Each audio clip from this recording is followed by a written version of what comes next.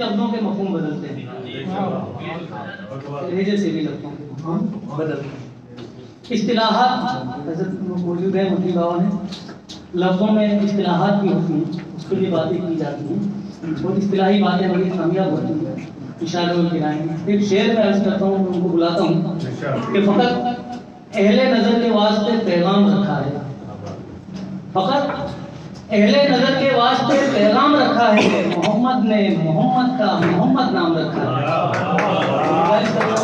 محمد صاحب تشریف لائے اور سبحان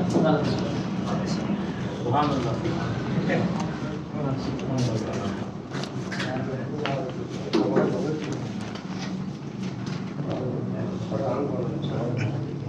بسم اللہ الرحمن الرحیم۔ ان الحمد للہ تعالی۔ آج کا ہمارا موضوع ہے، آج کا ہمارا عنوان جنگ آزادی کا پس منظر۔ معزز سامعین، آزادی ہند کی جدوجہد میں مسلمانوں کا حصہ یہ وقت بھی دیکھا ہے تاریخ کی نظروں نے، یہ وقت بھی دیکھا ہے تاریخ کی نظروں نے، لمحوں نے خطا کی تھی صدیوں نے سزا پائی۔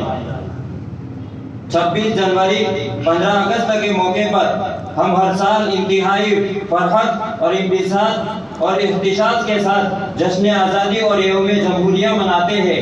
ہر گلی کوچے حتیٰ کہ سرکاری دفترات باقاعدہ روشن کیے جاتے ہیں۔ آزادی کا پورا دن ملکی ترانوں اور خوشی کی شہنائیوں میں صرف ہو جاتا ہے۔ ذرا برابر ہمارا ذہن اسلاف کی قربانیوں اور ان کے عظیم خدمات کی طرف متوجہ نہیں ہوتا، اور نہیں ہمیں اپنی شاندار ماضی کی خبر ہوتی ہے۔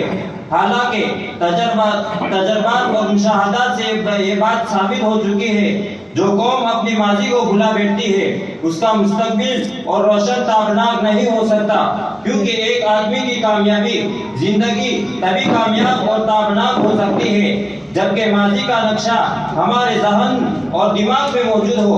اس لیے ضروری ہے کہ اس بات کی ہم اپنی روشن تاریخ کی دہرائے اور نسلوں کو بتائے ہم نے اس ملک کی آزادی کے لیے کیا کچھ مصیبتیں اور تکلیفیں برداشت نہیں کی، اور مسلمانوں نے آزادی ہند کی جدوجہد میں کیا کچھ حصہ نہیں لیا، حتیٰ کہ اپنی جان تک قربان کر دی۔ لیکن بدنصیبی کہ جس قوم و ملت نے آزادی ملک کے لیے نعرہ بلند کیا اور ہمیشہ اس کے لیے کوشاں رہے اور تکلیفیں برداشت کرتے رہے، حتیٰ کہ آزادی ہند میں مسلمانوں کو انگریزوں کی طرف سے ایسی تکلیفیں دی گئی اور ایسی نفرتیں برتی گئی کہ زبان حال پر خود آ جاتا ہے کہ صد نفرتیں اس رعونت پر، ہزار ملامت اس شیخی پر، لیکن اس سب کے باوجود مسلمانوں نے ہمیشہ تکلیف اور مصائب و آلام کا خندہ پیشانی کے ساتھ استقبال کیا، حد درجہ صبر آزما حالات سے گزرے، بڑی بڑی قربانیاں دی، اور ہمارے بیشتر علماء کے گلے میں انگریزوں نے پھانسی کا پھندا ڈالا، اور پھر اردو اور بڈو تک کو تختے دار پر چڑھایا۔ یہی نہیں بلکہ سوروں کی کھال میں بند کر کے علماء کو بندوق کی گولی سے چھلنی کر دیا گیا، اور گولیوں میں بند کر کے ان کے جسموں کو زندہ جلا دیا گیا، اور ایسی تکلیفیں دی گئی جن کا بیان کرنا ناممکن ہے۔ چنانچہ جب ہندوستان میں اورنگزیب عالمگیر رحمت اللہ علیہ کے بعد یہاں کی حکومت کو زنگ لگنا شروع ہوا تو حضرت شاہ ولی اللہ محدث دہلوی رحمت اللہ علیہ نے نہ صرف اس کو محسوس کیا بلکہ اسباب و علل پر بڑی دیدار اور پوری طاقت کے ساتھ بحث کی، اور ان کی اصلاح کسی طرح ہو سکتی ہے اس کی طرف حکومت اور عمراء اور وزراء اور دوسرے طبقات کے درجات کو نہایت پرجوش کے ساتھ اور شکوہ الفاظ میں توجہ دلائی۔ تحریک کی باقاعدہ بنیاد اور داغ بیل ڈالنے کا سنہرا حضرت شاہ ولی اللہ محدث دہلوی رحمت اللہ علیہ نے ان کے فرزند حضرت شاہ عبدالعزیز کے سر جاتا ہے۔ پھر آپ کے پھر آپ کے سلسلے کے بزرگوں نے حالات کے ناموافق ہونے کے باوجود اس کو زندہ رکھا، حتیٰ کہ خونی انقلاب کے بعد بھی اپنی جان اور عزت اور آبرو کی پرواہ کیے بغیر اپنے بزرگوں کے ورثے کو باقی رکھا۔ جب انگریزوں کو ہندوستان پر غلبہ و اقتدار حاصل ہوا اور ان کی نگاہ میں مسلمان سب سے بڑا دشمن ٹھہرا، ان کے پیش منظر اور ان کے پیش نظر یہ بات تھی کہ حکومت انہوں نے مسلمانوں سے چھینی ہے، اس لیے مقابلہ کا خدشہ بھی ان سے زیادہ تھا۔ ان کا یہ سمجھنا عین قرین قیاس اور مقتضی عقل کے موافق تھا، اور بعد میں پیش آنے والے واقعات نے ان چیزوں کی تصدیق بھی کر دی کہ متعدد اور مختلف مقامات پر ان کا مقابلہ ہوا، لیکن فیصلہ خداوندی یہی تھا کہ 100 سال تک انگریز یہاں حکمران کے طور پر رہے، اس لیے مسلمانوں کی تمام تر کوششیں ناکام ہوتی رہی۔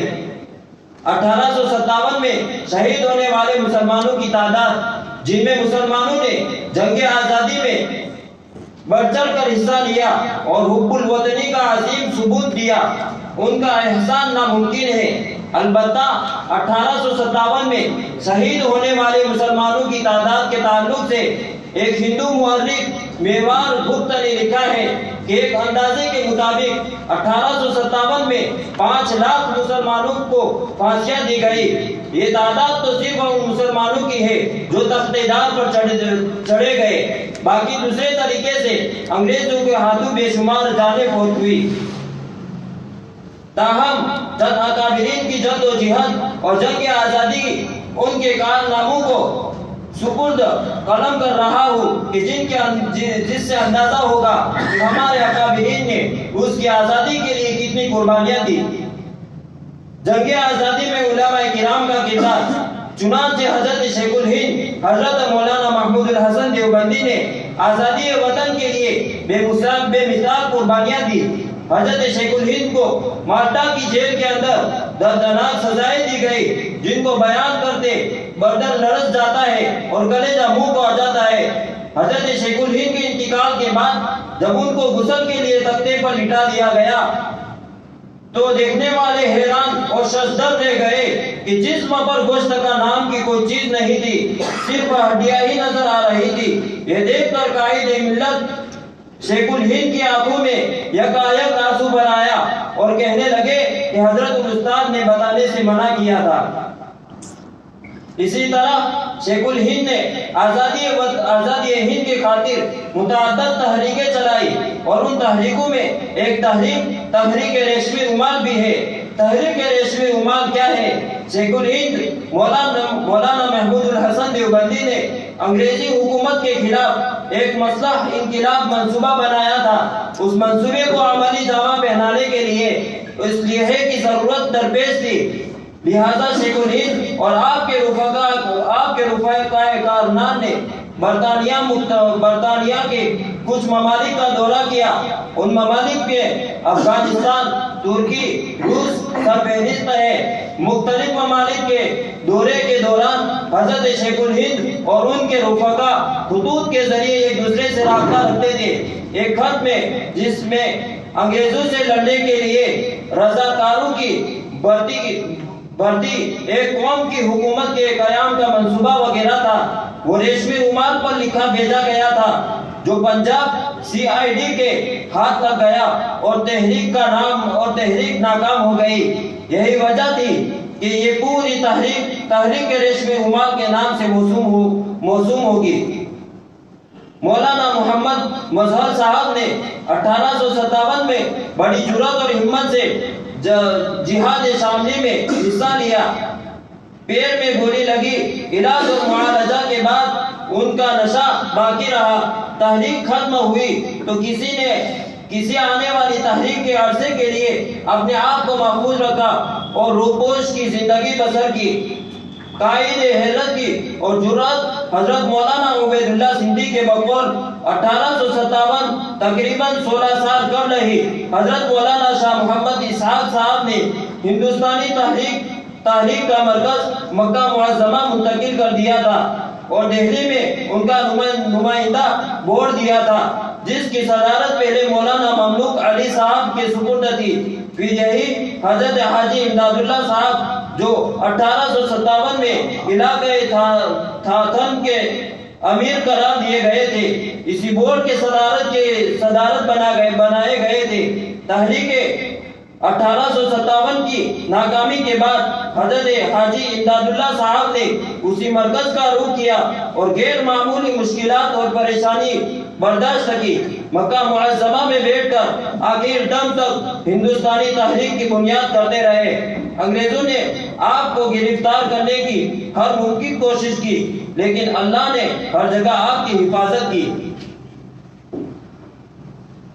اسی طرح مشہور مجاہدین آزادی تحریک کی حیرت کے عظیم شہسوار انگریزوں کے نصب و شاذ سے تلمیذ شیخ الہند کی مالٹا کے رفیق شیخ الاسلام مولانا حسین احمد مدنی آزادی کے لیے اس وقت تک کوششیں کرتے رہے جب تک اپنے گلے سے غلامی کا توق نہ نکالوایا۔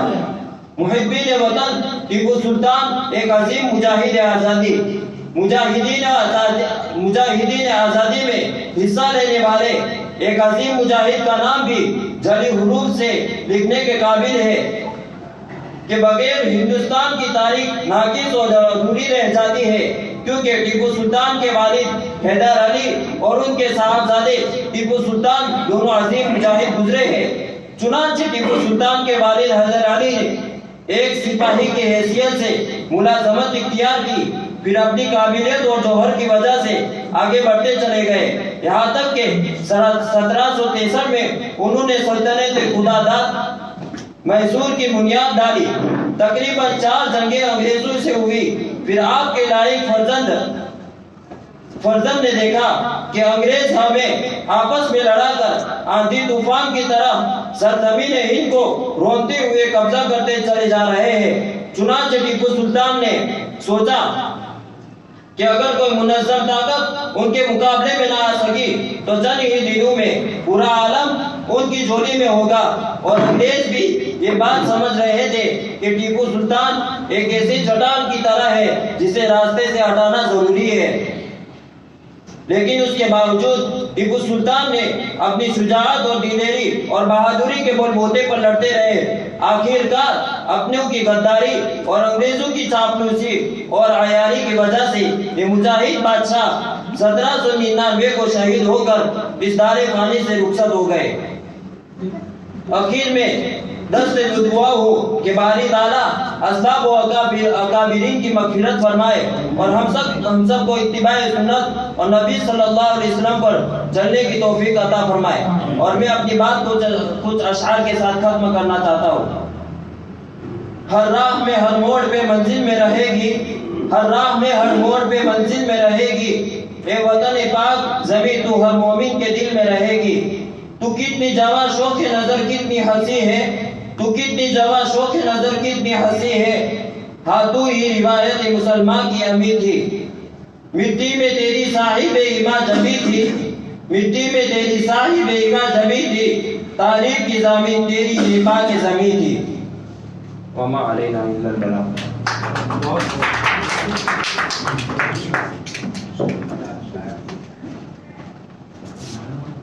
دشمن کی دعا جا کے پھرے باب اثر سے، ہم نے تو جو مانگا ہے ملا ہے اسی در سے۔ یہ مختلف اشراق ہے یا تیری گلی ہے، جو آتا ہے کفن باندھ کے سر سے۔ بہت بہترین مقالہ تھا، مولانا عبدالقدوس سے متعلق تھا ان کا مقالہ۔ مبارکباد کے مستحق ہیں۔